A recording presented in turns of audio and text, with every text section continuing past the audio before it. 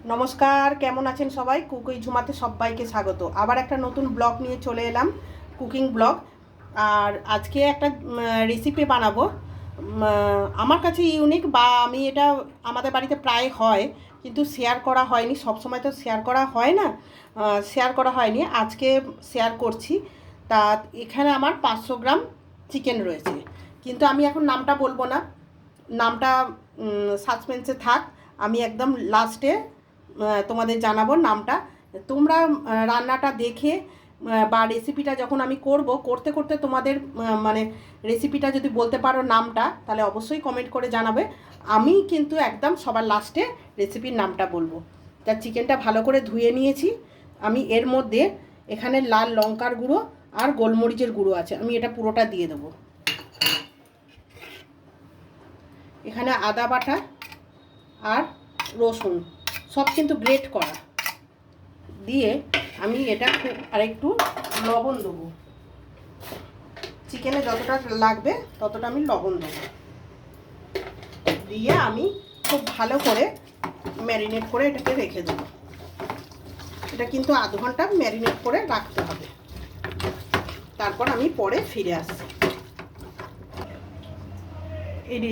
এই রেসিপিটায় না একটু বেরেস্তা লাগবে, সামান্য, খুব বেশি না। আমি করেই রাখলাম, এটা আমি মানে ভিডিও করতে ভুলে গেছি। তাই এটা আমি করে ওই তেলেই আমি পেঁয়াজ দেবো।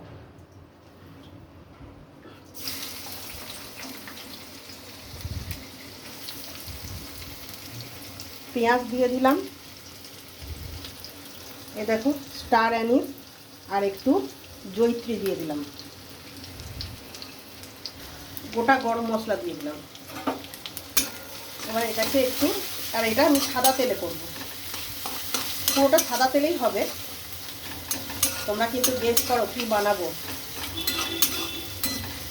একটু লাল লাল, সামান্য লাল ঠিক না, একটু জাস্ট কালারটা চেঞ্জ হবে।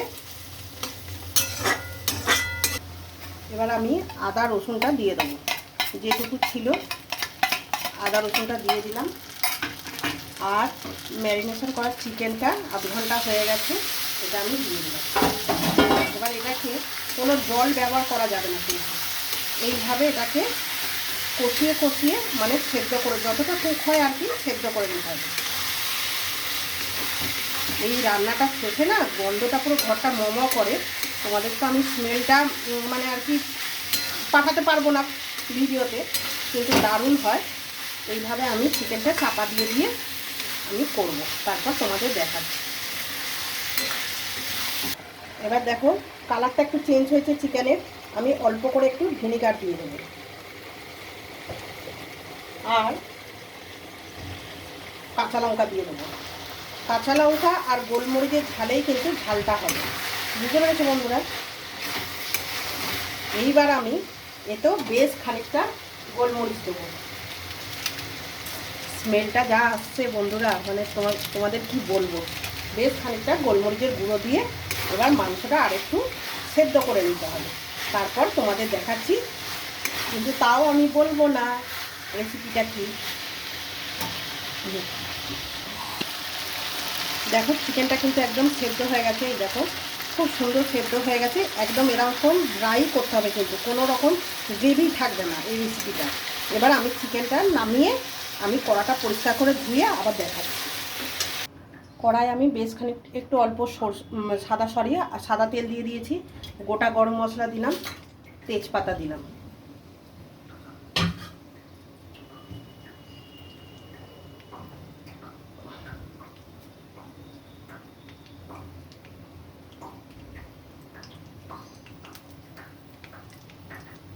এবার আমি পেঁয়াজ দিয়ে দিলাম।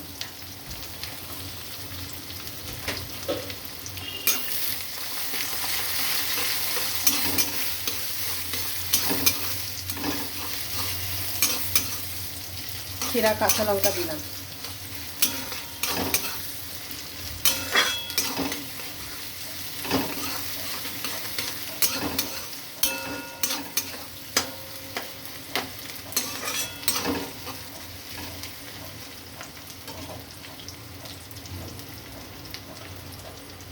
এখানে দেখো আমি গোবিন্দভোগ চালটা খুব ভালো করে ধুয়ে জলটা ঝরিয়ে রেখেছি।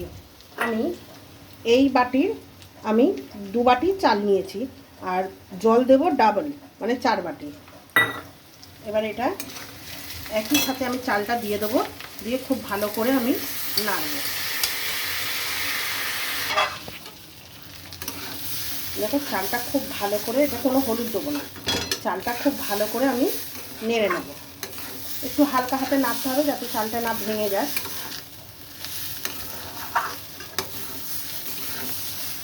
চালটা খুব ভালো করে মানে নাড়া হয়ে গেছে।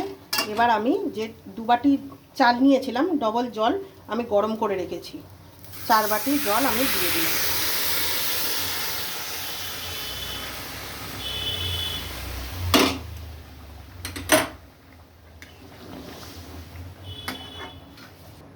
এবার পরিমাণ মতো লবণটা আমি দিয়ে দিলাম।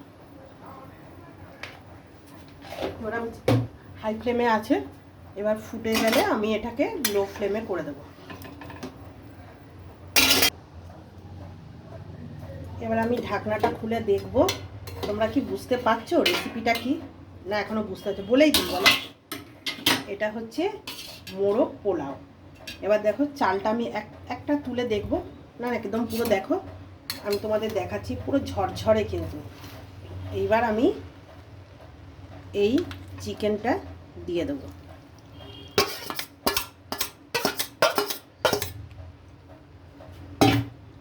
এবার হাতে এটাকে নাড়িয়ে দেবো। এটা হচ্ছে মোরগ পোলাও, দারুণ লাগে খেতে বন্ধুরা, মানে বিলিভ মি খুব টেস্টি হয়। আমি মানে এটা ডিনারে না, এটা দিয়েই মানে ডিনার সারা হয়ে যাবে, আর কিছুই লাগে না, জাস্ট একটু স্যালাড নেবে, ব্যাস অপূর্ব লাগে। এবার হালকা হাতে করবে, নাহলে চালগুলো ভেঙে যাবে।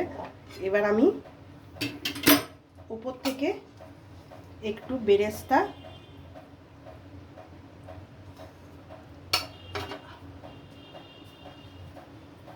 আর একটু, যেহেতু পোলাও